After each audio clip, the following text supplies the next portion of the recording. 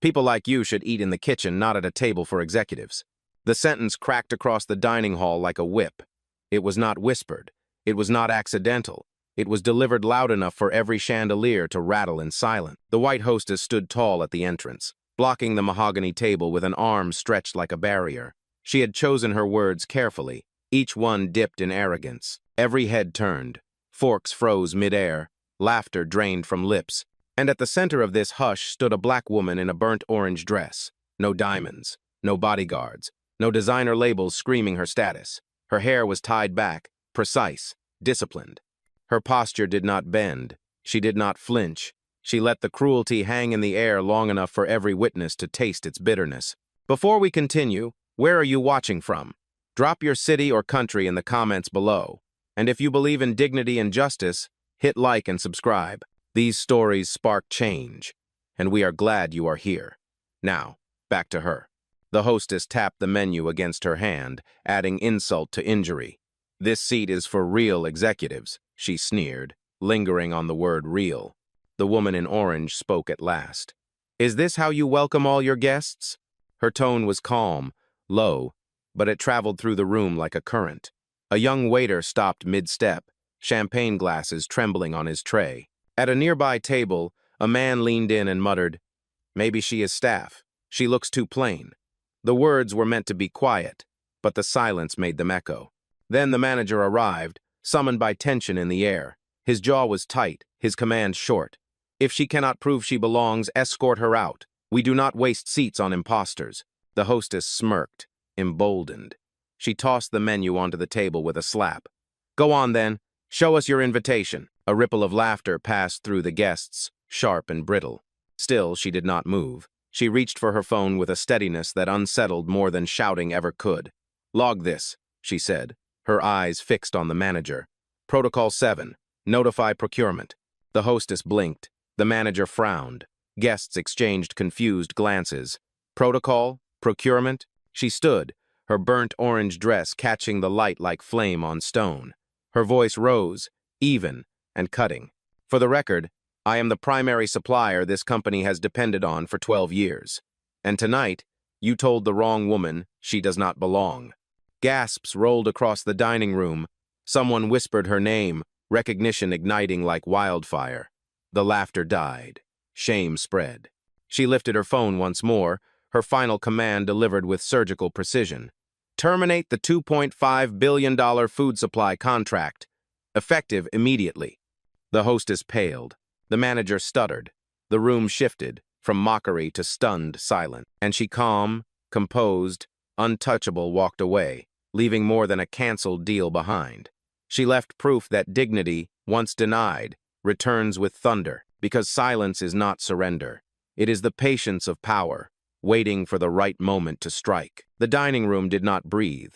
A silence stretched across the white tablecloths and crystal glasses, a silence charged with judgment. The hostess still stood at the head of the table, shoulders squared as if she had defended the gates of privilege. Her words, brutal and unshaken, still echoed, "People like you should eat in the kitchen." The black woman in burnt orange did not move. She let the silence ripen, let every guest feel the weight of what they had just witnessed. She had learned long ago that patience could be more terrifying than rage. The hostess leaned closer, lowering her voice this time, but not enough. If you do not leave, I will have security escort you out. This table is for executives, not imposters. Her target did not reply. Her calm was armor, her stillness louder than any protest. From the corner, a waiter froze mid-step, balancing a silver tray of champagne flutes. His eyes darted between the woman in orange and the manager now approaching from across the room. He was young, new, still soft enough to feel shame. The manager's shoes tapped against the marble floor, each step a drumbeat of authority. His voice, when it arrived, was rehearsed, clipped. This is an exclusive dinner. If she cannot prove she belongs, she leaves. We do not waste time. He did not look at her dress. He did not see her eyes. He only saw the color of her skin, the simplicity of her appearance, the absence of designer armor. And from those clues, he had already decided. Guests shifted in their seats. Some smirked, finding entertainment in humiliation. Others stared down at their plates, unwilling to be part of it. but unwilling to stop it. A few pulled out their phones beneath the linen, lenses angled upward. This was not just a dinner anymore, it was evidence. The woman in orange finally placed her clutch on the table. Her hand was steady, her breath unhurried. She looked directly at the manager. "Is this your final position?" Her tone was precise. The question landed heavy, though she spoke it softly. The hostess scoffed. "Final enough. People like you never last long in rooms like this." The insult rippled again. Guests exchanged glances, whispers crawling through the air. And then she reached for her phone. Not fast, not flustered, with the kind of certainty that made the room lean in. She spoke into it clearly, every syllable etched into the silence. "Log this. Protocol 7. Notify procurement." The waiter's eyes widened. "Procurement? What did that mean?" The manager frowned. "What are you doing?" She looked up from the phone, gaze calm, steady. "I am making sure this moment is remembered." The hostess laughed, brittle and sharp. "You think a phone call will get you a seat at this table? You are out of your depth." But the air had shifted. Guests who had smirked were now restless. Someone whispered her name again, testing it against memory. The man in the navy suit leaned back, whispering to his companion, "I think she is someone." Her eyes never wavered. She set the phone down gently, like a final card on a table. And she waited, the patience of power coiled, ready to strike. Her stillness in that room was not born tonight. It was carved years ago, moment by moment, wound by wound. She remembered being 16, standing in the lobby of a hotel in Charlotte. Sunday clothes pressed crisp, shoes polished, heart full of pride. Her parents were running late. She had waited quietly, hands folded, smiling at guests who passed. Then a clerk approached, face stiff, voice colder than the air conditioning. "This area is for guests only. You need to wait outside." She tried to explain. She had a reservation. Her family was on the way. But the woman did not listen. A security guard appeared, not to ask, but to escort. They led her to the sidewalk as if she were an intruder, not a paying guest. People stared. A boy laughed. Her throat burned, but she swallowed it. She stood outside that hotel for nearly an hour, trying not to cry. That humiliation never left. It did not make her smaller. It made her sharper. She told herself, "One day, I will build a place where no one is treated like this." That night, at 16, she began drafting in her mind the rules of an empire. Years later, another memory pressed in. Los Angeles, 29 years old, a conference for rising executives. She had worn a tailored navy suit, professional but modest. At the check-in desk, the clerk had examined her ID, then her face, then the card. "This cannot be you. We will need additional verification." She provided one form, then another. Still, they made her wait. She stood in line for 2 hours while 3 white men walked past without showing anything more than a smile. That night, in her hotel room, she rewrote policy drafts, vowing that any business under her name would have zero tolerance for profiling. The flashbacks flickered in her memory like old film reels, scars projected on the walls of her mind. They were not accidents. They were patterns. They were lessons. And tonight, in the executive dining hall, the pattern had returned, same tone, same dismissal, same assumption. Only now, she was not 16. She was not 29. She was a CEO with billions in contracts at her command. The hostess did not know that history. The manager did not see the weight of years behind those steady eyes. To them, she was just another guest to dismiss. But to her, this moment was the sum of decades. Her hand brushed the phone on the table, and the memories bled back into silence. The present sharpened again. The marble floor gleamed. The chatter had stilled. The air in the room was tight, charged, waiting. The hostess straightened her blazer, still confident. "Your reservation is not here. Leave before I call security." The black woman in burnt orange lifted her chin, gaze unwavering. Her voice was calm, but each word landed like iron. "Do not mistake my silence for weakness. It is patience, and patience has limits." The manager scoffed, unaware of the storm about to break. Guests shifted again, sensing that something larger than a dinner was unfolding. Phones tilted upward, cameras catching every detail, and she sat back, letting the weight of her past and the power of her present align. The next words would change the room forever. The weight of her words hung heavy in the air. Silence pressed against every wall, every glass, every breath, but silence never lasts. The first crack came from the youngest voice in the room. A waiter, no more than 20, shifted the silver tray trembling in his hands. He set it down on a sideboard and stepped forward. His voice shook, but it carried. "I saw her name," he said, glancing at the manager. "It is in the system. She is supposed to be here." Gasps rippled across the table. The manager snapped, "Stay in your place. This does not concern you." But the waiter did not move back. His eyes darted toward her, then toward the guests who were watching with phones raised. A woman 2 seats away whispered sharply to her husband, "This is being recorded." Her phone was angled, red light blinking. She was not alone. Half a dozen screens now glowed, subtle at first, then bold. One guest, a man in a navy suit, leaned into his camera and whispered for his live stream audience, "We are at an executive dinner in New York, and we are watching something ugly happen in real time." Comments began flooding in, though the room itself could not hear them, only the hum of outrage across digital air. The hostess stiffened, realizing too late that this was no longer private humiliation. She hissed at the nearest guest, "Put that phone down." The guest ignored her. The black woman in burnt orange did not move. She did not need to. The room was moving for her now. Another voice cut in. A gray-haired woman at the far end of the table, pearls at her neck, leaned forward. Her tone was sharp, unflinching. "I cannot believe what I am hearing. Are we really doing this in 2025? The manager bristled. "Madam, please." But she waved him off. "Number enough. I have seen this before, and I will not watch it in silence again." The room shifted. Some still tried to look away, but others straightened, emboldened. Whispers grew into words, words into protests. "You cannot treat her like that." She gave her name. "This is wrong." The tension cracked wide open. What had begun as one insult now unfolded into collective reckoning. The hostess, cornered, tried to regain control. "She is lying. This is fraud. People like her—" She stopped short, the words choking in her throat as she saw every phone pointed at her, recording. The manager's voice snapped like a whip. "All of you, stop filming. This is private property." But even he knew the truth. Once a story enters the lens, there is no pulling it back. The woman in orange finally moved. She rose from her chair, calm as ever, gaze steady. "Do you see?" she asked, her voice cutting across the room. "When silence ends, the truth begins." For the first time that night, applause broke the stillness. Not thunderous, not yet, but enough to fracture the arrogance at the table's head. And in that moment, the room itself had shifted sides. The fragile applause faded into murmurs, but the damage was done. The authority of the hostess and the manager had cracked, and they knew it. Yet instead of retreating, they pushed harder. Pride has its own blindness. The manager's face flushed crimson as he slammed his palm against the back of an empty chair.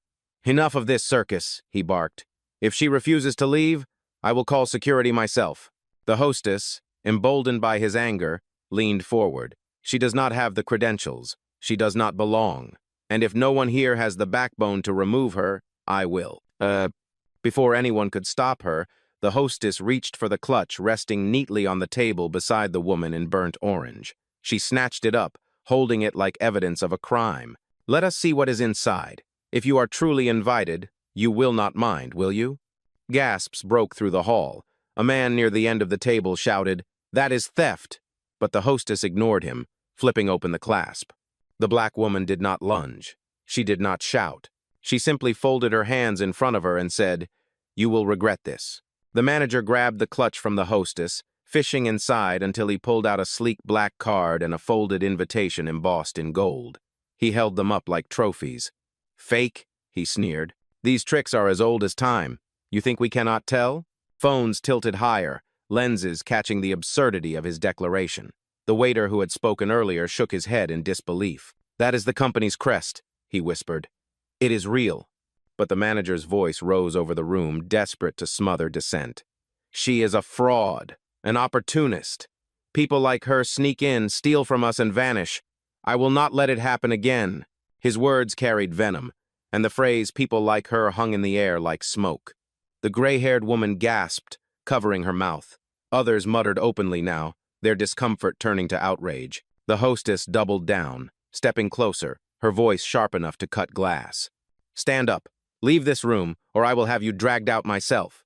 She gestured to two waiters at the wall, trying to summon them like guards, but they did not move. Their eyes flicked to the phones raised around the room, then back to the woman in orange.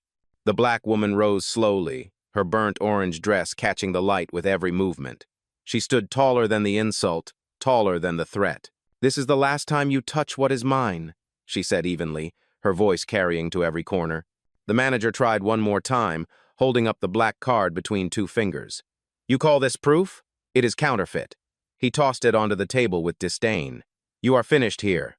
The card landed with a soft slap against the linen. Every phone caught it, every guest saw it. The woman in orange bent slightly, picked up the card, and held it steady between her fingers. Her gaze swept the room calm, unwavering, unstoppable. "You think this proves nothing," she said quietly. "In truth, it proves everything." The room leaned in. The moment had reached its breaking point. One more move, and the balance would collapse, and she was ready to push. The room was holding its breath. Phones hovered like a forest of glowing eyes, each one capturing the final insult, each one waiting for the next move. The manager and hostess had doubled down, but the ground beneath them was already cracking. The black woman in burnt orange stood tall, the black card steady between her fingers. She let the silence stretch one heartbeat longer, then placed the card gently back into her clutch. Her hand moved with deliberate calm as she lifted her phone once more. "Activate Protocol 7, she said clearly, her voice calm but resonant. "Begin full verification and notify procurement immediately." The words landed like thunder in the quiet room. Guests exchanged glances. The manager frowned, trying to laugh it off. "What is this performance? No protocol can save you now." But she ignored him. Into the phone, she added, "Mark timestamp. Record every word spoken here." On the other end, a crisp voice replied, loud enough for nearby guests to hear. "Acknowledged. Protocol 7 activated. Logging begins now." A ripple moved across the table. The waiter who had spoken earlier exhaled sharply, as if a hidden truth had just surfaced. The gray-haired woman leaned closer to another guest, whispering, "Do you hear that? She is not bluffing." The hostess tried to recover ground, her voice brittle with forced confidence. "Anyone can stage a call. Anyone can pretend to have authority." She turned to the guests, desperate. "She is lying to all of you. She is nothing." The black woman's eyes met hers, steady as stone. "Silence is not nothing. It is a decision. Tonight, that silence ends." The manager's patience snapped. "Enough." He waved at the waiters on the wall. "Remove her immediately." But they did not move. One shook his head subtly. Another kept his hands clasped, staring at the floor. The guests were shifting too, no longer passive observers. Murmurs of dissent rippled, some voices clear now. "You cannot throw her out. She has every right to be here. This is going too far." The power dynamic was changing before their eyes, and everyone could feel it. The black woman lowered the phone slightly, her tone still even, still measured. "For 12 years, this company has relied on me. Tonight you decided I did not belong. Consider this your final mistake." Gasps shivered through the room. Someone whispered her name again, recognition spreading, certainty growing. A man in a navy suit leaned toward his phone's camera, whispering to his audience, "She is someone important. This is about to explode." The hostess stepped forward, fury breaking through her mask. "You cannot intimidate us with empty words." She slammed her hand against the table. "Show proof or leave." The black woman turned her gaze to her phone once more.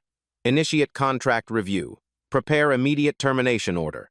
The voice on the other end responded swiftly, firm and unyielding. "Understood. Contract termination sequence ready. Awaiting your confirmation." Every guest heard it. The words vibrated in the air, undeniable, unstoppable. The manager's smirk faltered. His eyes darted toward the phones recording him. The hostess paled, her confidence draining away. And the black woman in burnt orange stood perfectly still, her calm now the most powerful force in the room. The first strike had landed. The counterattack had begun. The room felt like it had been split open.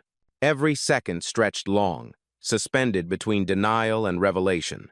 Phones hovered higher, guests leaned forward, and the air pulsed with the electricity of a truth about to arrive. The manager straightened his jacket, trying to salvage dignity. "Enough of this nonsense. Protocols, phone calls, parlor tricks. You have wasted enough of our time. Security will escort you out." But the words trembled as they left his mouth. For the first time, his authority sounded thin. The black woman in burnt orange lifted her gaze from the phone, her eyes sweeping the room. She did not need to shout. Her calm carried farther than rage. "For over a decade," she began, her voice precise, "your company has relied on a single supplier to sustain these dinners, these conferences, these very meals you are eating tonight. That supplier is me." A wave of murmurs crashed through the hall. Guests looked at each other, wide-eyed, names tumbling from lips. "I have signed every renewal you celebrated," she continued. "I have negotiated every rate you bragged about. And tonight, at your executive dinner, you decided I did not belong." The gray-haired woman at the far end of the table whispered, almost reverent, "It is her. I read about her. She is the founder." Recognition spread like fire on dry grass. Faces shifted, embarrassment turning to horror. The man in the navy suit leaned toward his live stream, whispering urgently, "You are watching this live. She is the CEO, the supplier for the entire corporation." His chat exploded in disbelief and outrage. The hostess took a step back, color draining from her face. Her lips parted, but no words came. She clutched the edge of a chair as though the room itself was tilting. The manager tried to laugh, brittle and empty. "Impossible.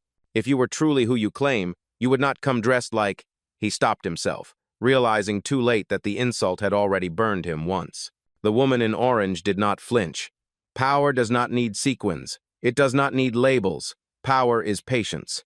And tonight, patience has ended." Gasps became applause, scattered at first, then building. A few guests rose to their feet, clapping in defiance of the silence that had weighed them down moments earlier. Phones flashed, capturing the transformation of the room. The manager's face went pale. His authority evaporated as quickly as the guests' loyalty. He turned to the hostess, his voice cracking. "You said she was lying."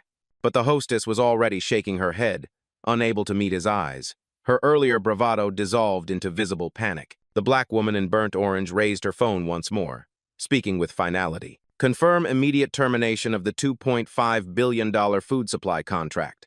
The voice on the line answered crisply, "Confirmed. Effective immediately."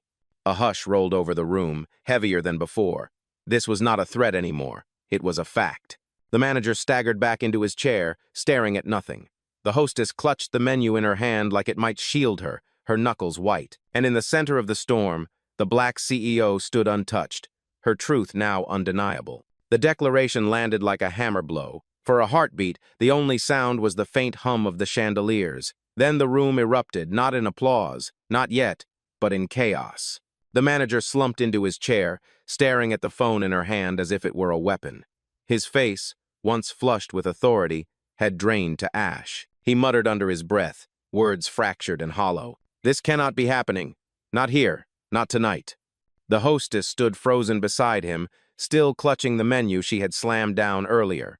Her fingers trembled, the paper shaking audibly.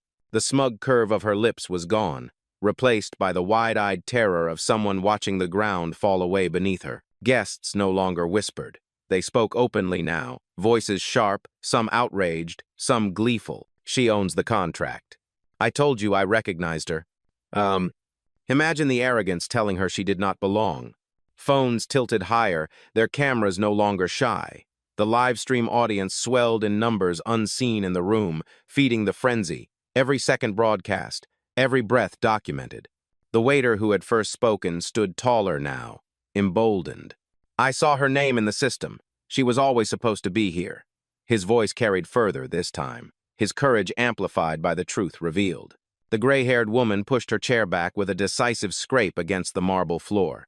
She rose to her feet, her pearls catching the light. "I will not sit here while she is insulted." Her voice rang with the authority of someone who had seen decades of history repeat itself and had decided this time to stand. A murmur of agreement swept through the room. Chairs shifted. Guests leaned forward, some applauding softly, others shaking their heads in disgust at the staff who had crossed the line. The manager tried to reclaim ground, his voice quivering but desperate. "Do not be fooled. She cannot cancel a contract in the middle of dinner." But the words sounded hollow, absurd even, and the black CEO's phone chimed with a notification confirmation of the termination order. She glanced at it, then looked back at him. Her silence was answer enough. The hostess dropped the menu from her hands, the sound of it hitting the floor sharp as a gavel. Her composure shattered. I did not know, she stammered, voice cracking. No one told me. The black CEO's gaze did not waver. You did not need to know who I was. Respect is not earned by recognition. It is owed by default. The line cut through the room like lightning. Gasps turned into applause, louder this time, echoing against the chandeliers. The manager buried his face in his hands. The hostess stood paralyzed, caught in the glare of 100 eyes and 1,000 recording lenses. And around them, the atmosphere had changed completely. Where moments before she had been isolated, now the black CEO stood surrounded by allies, some clapping, some filming, all bearing witness. The tide had turned. The shame was no longer hers to carry. The air in the dining hall was electric now, thick with judgment, heavy with justice. Every phone, every pair of eyes, locked onto the woman in burnt orange. She did not rush. She let the silence build, let the anticipation sharpen. Then she lifted her phone once more. "Confirm termination," she said clearly. The voice on the line answered without hesitation. "Contract terminated. Access revoked. Notification sent to all partners." The words rippled outward like a detonation. Guests gasped, some audibly sucking in breath. The man in the navy suit turned his live stream toward himself, eyes wide. "You just heard it. A $2.5 billion contract gone in real time." His chat exploded in comments, disbelief colliding with satisfaction. The manager staggered to his feet. "You cannot do this," he shouted, though his voice cracked under its own weakness. "You do not have that kind of power." But even as he spoke, his phone buzzed on the table. He snatched it up, eyes scanning the screen. His shoulders slumped. The blood drained from his face. It was real. The cancellation had already arrived. The hostess's phone vibrated next. She fumbled to silence it, but not before guests nearby caught a glimpse of the message. Notice of termination, effective immediately. Her mouth opened, but no words came. The gray-haired woman leaned forward, her voice carrying across the hall. "You tried to strip her of dignity. Instead, you stripped yourselves of everything that mattered." Applause broke again, stronger this time. It started with a few guests, then spread until the hall echoed with clapping hands and voices raised in approval. Some stood, others cheered, all of it directed at the woman who had been told she did not belong. The black CEO lowered her phone, her expression steady, unshaken. She looked directly at the manager. "For 12 years I gave you respect, partnership, and patience. Tonight, you gave me none of those in return. Now you have nothing." Her words cut deeper than any shout could have. The manager's knees wavered. He dropped back into his chair, staring at the polished floor as though it might swallow him whole. The hostess tried one last desperate attempt. "Please, I did not know if I had realized who you were." The black CEO's gaze pinned her in place. "That is the point. You should not need to know who I am to offer basic respect. You failed, and now you answer to your failure." Ugh.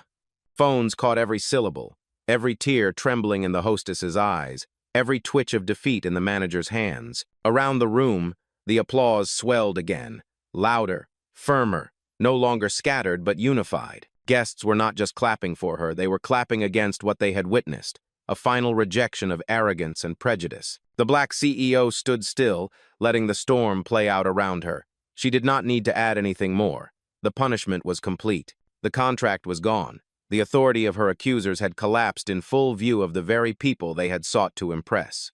Justice had been delivered, quiet and irreversible. The applause ebbed into a heavy silence, but the silence was no longer hers to carry. It belonged now to the ones who had mocked her, the ones who had tried to expel her. The manager slumped forward, elbows pressed into the linen, his hands tangled in his hair. His phone buzzed again and again on the table, each vibration a cruel reminder of contracts collapsing, of board members demanding explanations, of a career unraveling in real time. His jaw clenched, but his eyes were wet, a man undone in front of his peers. The hostess stood rigid, as if her body might hold together what her spirit could not. Her hands shook violently, clutching the edge of a chair as if it were a lifeline. The menu she had thrown earlier still lay on the floor, a discarded emblem of arrogance. She could not bend down to pick it up. Her knees would not allow it. She was frozen, trapped in the glare of dozens of phones recording her shame. The waiter who had spoken earlier stood rooted, his chest rising and falling rapidly. He had defended her name before the truth was known, and now his courage looked almost prophetic. His manager had barked at him, yet he was vindicated. Still, his face flushed with the enormity of what had just happened. He whispered to himself, as though reminding his own spirit, "I was right." Across the table, the gray-haired woman sat tall, her pearls glowing faintly under the lights.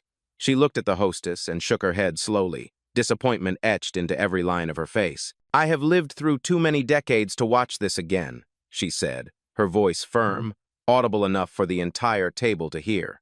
History repeats itself only because people choose arrogance over dignity. Phones kept recording. A man in the Navy suit, still live on his stream, panned across the room. "Look at them," he whispered to his unseen audience.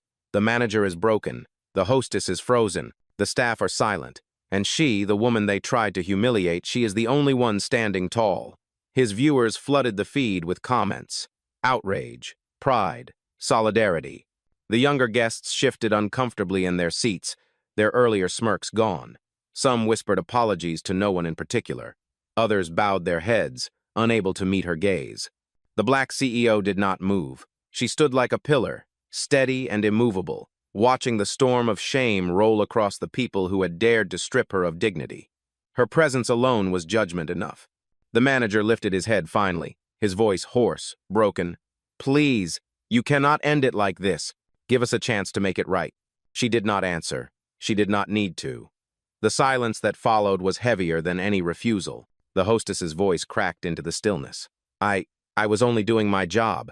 But the excuse fell flat, mocked by the echo of her earlier words. "People like you should eat in the kitchen." Every guest remembered. Every phone had captured it. There was no escape. The room itself seemed to recoil from her. She was not just a hostess anymore. She was the face of disgrace, a cautionary tale in burnt neon lights. The applause began again, not for her, not for the manager, but for the woman in orange who had endured, who had risen, who had turned the tide. And for the first time that evening, the entire room understood where the true power had always been. The room had shifted entirely. No one looked at the manager now. No one waited for the hostess to speak. Every eye was locked on the woman in burnt orange, the woman who had carried herself through insult and into triumph. She lifted her phone once more, but this time her tone was not just calm, it was final. "Send notice to all regional partners. Effective tonight, this venue and its management are blacklisted. No further negotiations. No second chances." The voice on the line confirmed instantly. "Acknowledged. Notice sent." A gasp rippled through the hall. Guests exchanged stunned looks, realizing the magnitude. This was not just a dinner lost. It was contracts, prestige, reputation wiped clean with a single command. The manager collapsed back into his chair, his face pale and empty. The hostess whispered something under her breath, but no one cared to listen. The black CEO turned her gaze across the room, not angry, not triumphant, simply resolute. "Dignity is not optional. It is the minimum. And tonight, you failed the minimum." Her words were scalpel sharp, leaving no wound unseen. Silence followed, but it was no longer oppressive. It was reverence. She closed her clutch, straightened her shoulders, and prepared to leave. Around her, applause swelled, not scattered this time, but unified, loud, relentless. A chorus of acknowledgement, a sound that carried justice in its rhythm. And in that moment, the punishment was complete. The applause did not fade, it grew, rolling like thunder under the chandeliers. Yet she did not bask in it. She simply stood, collected her clutch, and let the sound pass over her like wind through flame. The hostess pressed herself against the wall, eyes downcast, as if hoping the marble might swallow her whole. The manager sat hollow, his phone still buzzing with ruin. None of it mattered anymore. Their power was gone, stripped bare in front of everyone. The black CEO walked slowly toward the exit. Every step was measured, steady, the hem of her burnt orange dress brushing against the polished floor like a brushstroke of fire. Cameras followed, but she never turned to pose. Her posture was enough, her silence louder than any speech. At the door, she paused only once. She turned back, her gaze sweeping the room not to savor victory, but to leave the final truth. Power is not in what you take from others. It is in what you refuse to surrender. Tonight, I refused my dignity to be dismissed, and you all saw the cost of forgetting that. The words lingered long after her footsteps carried her beyond the hall. Guests remained seated, stunned, applauding even as the doors closed. Phones kept recording, but what they captured was more than a story. It was a reckoning. In the silence that followed, one truth settled over the room like a verdict. She had been told she did not belong, and she answered by proving she owned the ground they stood on. The woman in burnt orange had left, but her presence filled every corner still. And dignity, once denied, had risen unbroken.